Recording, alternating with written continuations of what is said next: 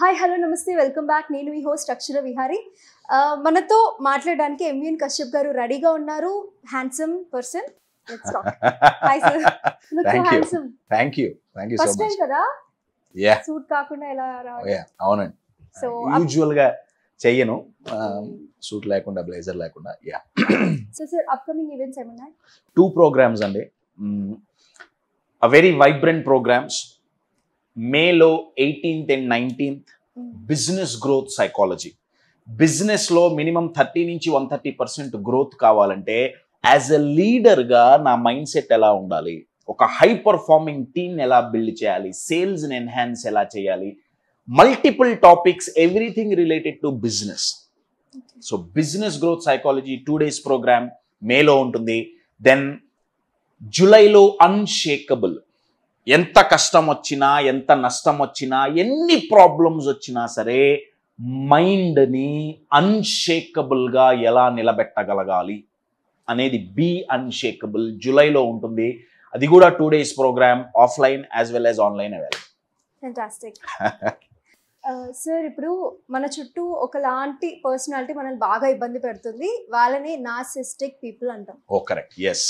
అయితే అసలు వీళ్ళని ఎలా అర్థం చేసుకోవాలి? ఇప్పుడు ఫర్ సపోజ్ నాకే ఆ బిహేవియర్ ఉంది, లేదా మా ఫ్రెండ్కి కానీ, లేదా ఆపోజిట్ పర్సన్కి నార్సిస్టిక్ మెంటాలిటీ ఉంది. వాళ్ళని మనం ఎలా అర్థం చేసుకోవాలి? ఆ నార్సిస్టిక్ బిహేవియర్ అనేది ఎలా ఐడెంటిఫై అవుతుంది మనకి? మీరు అన్నట్టు narcissism or narcissistic mind set ఉన్న వాళ్ళు రిలేషన్షిప్లో అయినా సరే, అంటే ఒక భార్యాభర్తల్లో ఒకళ్ళు నార్సిస్టిక్గా ఉన్నా సరే, లేకపోతే కార్పొరేట్లో కలీగ్స్ కావచ్చు, బాస్ కావచ్చు, నార్సిస్టిక్ పర్సనాలిటీ యూజువల్లీ వాళ్ళు పెయిన్ క్రియేటర్స్ అండి. వాళ్ళు ఇమోషనల్గా చాలా పెయిన్ ఇస్తారు అవతల వాళ్ళకి. అది తట్టుకోవటం చాలా కష్టం, రైట్? బై నేచర్ నార్సిస్టిక్లో ఇక పాజిటివ్ లేదండి. It's purely uh negative trait. So మీరు అడిగినట్టు ఈ వీడియోలో నార్సిస్టిక్ మెంటాలిటీని ఎలా గుర్తించాలి అంటే ఈ కైండ్ ఆఫ్ బిహేవియర్ ని ఒక సెల్ఫిష్ బిహేవియర్ అనొచ్చా, లేకపోతే సెల్ఫ్ పొసెసివ్నెస్ బిహేవియర్ అనొచ్చా? సెల్ఫిష్ కి 100 రెట్లు డేంజరస్ నార్సిస్టిక్ మెంటాలిటీ. చాలా చాలా థ్యాంక్ యూ సో మచ్ ఆ క్వశ్చన్ అడిగినందుకు. సెల్ఫిష్గా ఉండే వాళ్ళు వాళ్ళ గురించి వాళ్ళు ఆలోచించుకుంటారు, అవతల వాళ్ళ గురించి ఆలోచించరు. అదే కదండి సెల్ఫిష్గా ఉండటం అంటే. కానీ నార్సిస్టిక్ మెంటాలిటీ ఏంటంటే వాళ్ళ గురించి వాళ్ళు ఆలోచించటం ఒక్కటే ప్రధాన లక్ష్యం కాదు. ఫస్ట్ వాళ్ళని ఈజీగా ఐడెంటిఫై చేయాలంటే మీరు అన్నారే సెల్ఫ్ పొజిటివ్నెస్. సెల్ఫ్ పొజిటివ్నెస్ అంటే అర్థం ఏంటంటే నేనే గొప్ప. ఇది ఫస్ట్ క్వాలిటీ అండి వాళ్ళల్లో ఉండేది. నేనే గొప్ప, ఈ ప్రపంచం మొత్తంలో, ఈ భూమండలం మొత్తంలో నేనే తోపు, నన్ను మించినోడు ఇంకొకడు లేడు అనే ఫ్యాంటసీలో లేదా అనే భావనలో వాళ్ళు బతుకుతుంటారు. ఇది ఫస్ట్ క్వాలిటీ అండి, నేనే గొప్ప. సెల్ఫిష్గా ఉండేవాడు నాకు కంఫర్టబుల్గా ఉండేది నేను చెయ్యాలి అనుకుంటాడు, నాకు ఉపయోగపడేది నేను చెయ్యాలి అనుకుంటాడు తప్ప నేనే గొప్ప అనే ఫీలింగ్లో సెల్ఫిష్గా ఉండే వాళ్ళు ఉండరండి. సో సెల్ఫిష్గా ఉండే వాళ్ళకి నార్సిస్టిక్ వాళ్ళకి తేడా ఏంటంటే ఇక్కడ నేనే గొప్ప, ఇది ఫస్ట్. సెకండ్ ఏంటంటే నేనే కరెక్ట్. ఫస్ట్ ఏంటి నార్సిస్టిక్ క్వాలిటీ ఏంటి? నేనే గొప్ప. సెకండ్ ఏంటి? నేనే కరెక్ట్. మీరు ఎంత చెప్పినా, ఎన్ని ప్రూఫ్స్ చూపించినా, ఎన్ని రకాలుగా వాళ్ళని కన్విన్స్ చేయాలని చూసినా, ఎంత కమ్యూనికేట్ చేయాలని చూసినా వాళ్ళ మైండ్ ఏం నమ్ముతుందంటే నేను చేసిన దాంట్లో కించిత్ కూడా తప్పు లేదు, నాది తప్పు లేదు, నేను తప్పు చెయ్యను, అవతల వాడిదే తప్పు. ఒకటి నేనే గొప్ప, సెకండ్ నేనే కరెక్ట్. Your getting it? ఈ రెండిటి వల్ల వచ్చే డేంజర్ ఏంటంటే నేనే గొప్ప అనే ఫీలింగ్ వల్ల వాళ్ళు ఇప్పుడు నేను చాలా యూనిక్, నేను చాలా పవర్ఫుల్, నేను గొప్ప అనుకోవటం సెల్ఫ్ రెస్పెక్ట్ కాదా? అక్కడ వరకు ఉంటే సెల్ఫ్ రెస్పెక్టేనండి. కానీ ఇది ఎక్కడ డేంజర్ అవుతుందంటే నేను గొప్ప అని ప్రూవ్ చేసుకోవడానికి అవతల వాళ్ళని 24 గంటలు ఛాన్స్ దొరికినప్పుడల్లా ఏదో బై మిస్టేక్ కాదు, కావాలని నార్సిస్టిక్ వాళ్ళు ఏం చేస్తారంటే అవతల వాళ్ళని తక్కువ చేసి మాట్లాడుతుంటారు. కావాలని. ఎందుకు? వాళ్ళు గొప్ప అని ప్రూవ్ చేయటానికి, లేదా వాళ్ళు గొప్ప అన్న ఫీలింగ్ వాళ్ళకి కలగడానికి. అండ్ అవతల వాళ్ళని తక్కువ చేసి మాట్లాడుతుంటారు. అవతల వాళ్ళల్లో నార్సిస్టిక్ మెంటాలిటీ ఎలా ఉంటుందంటే అవతల వాళ్ళల్లో తప్పులు ఎతుకుతుంటారు. 24 గంటలు వాళ్ళ పని ఏంటాయి అంటే వాడేం తప్పు చేసే, వీడేం తప్పు చేసి, ఇగో నువ్వు తప్పు, నువ్వు చేసిన తప్పు, నువ్వు చేసిన తప్పు, నువ్వు చేసిన తప్పు, నీకేం చేత కాదు, నువ్వు చేసిన తప్పు, సో నేను ఇవన్నీ చేయాల, సో నేను గొప్ప.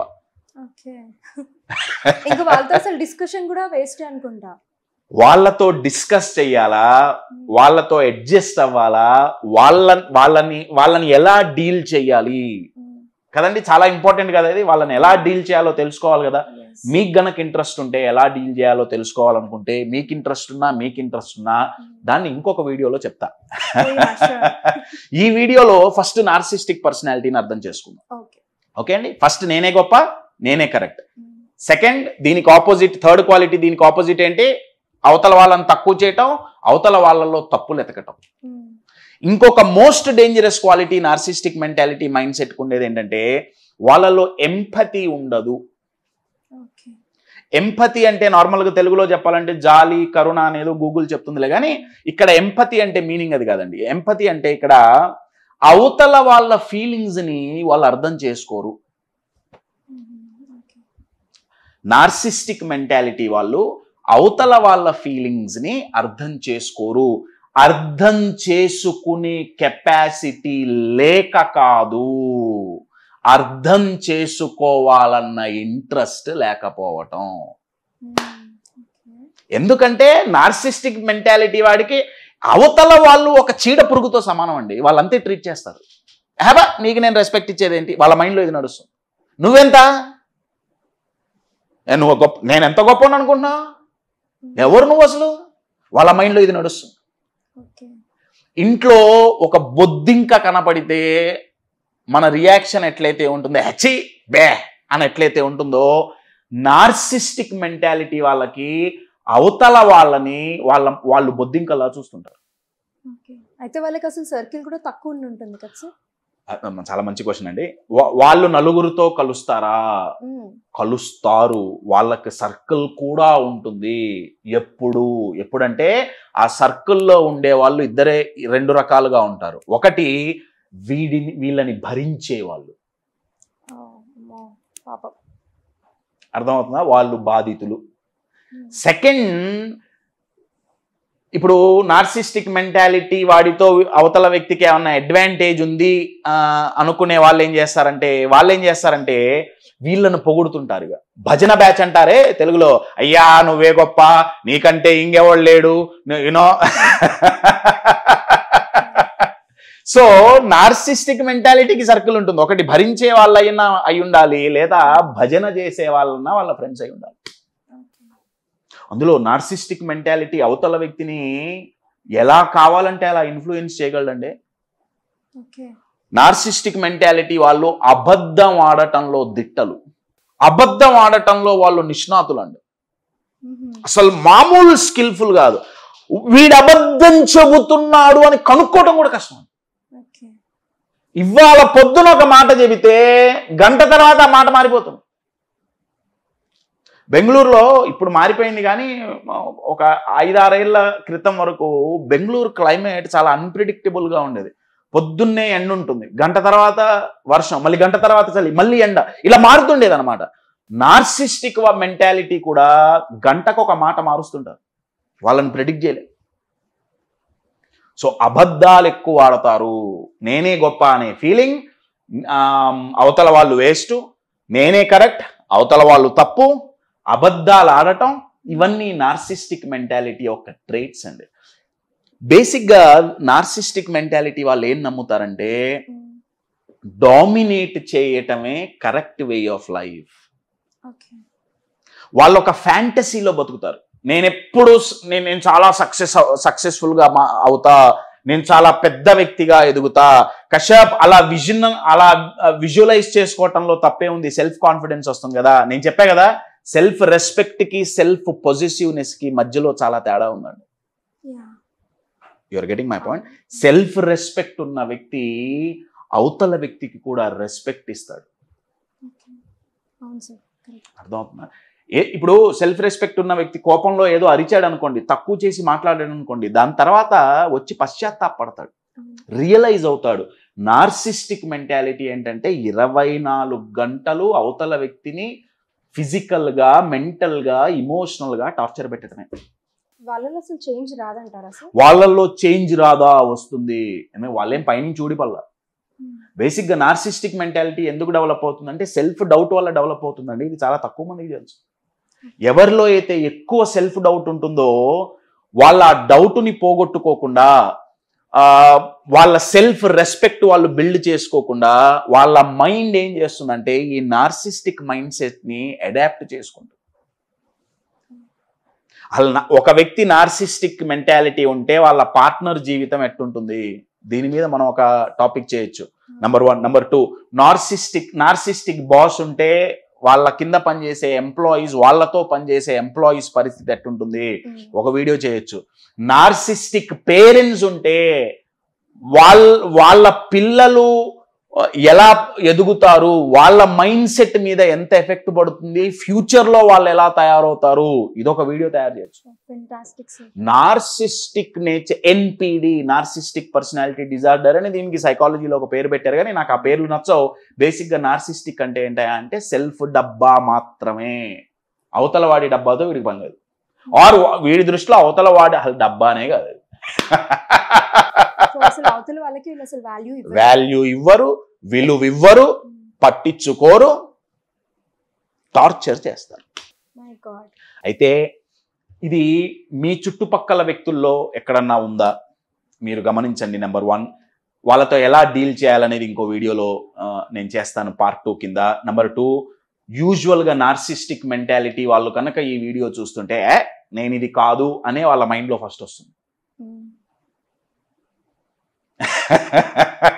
మరి ఎలా అంటే వాళ్ళకి తెలుస్తుందా మనం ఇప్పుడు నార్సిస్టిక్ బిహేవియర్ మెంటాలిటీ గురించి మాట్లాడుతున్నాము?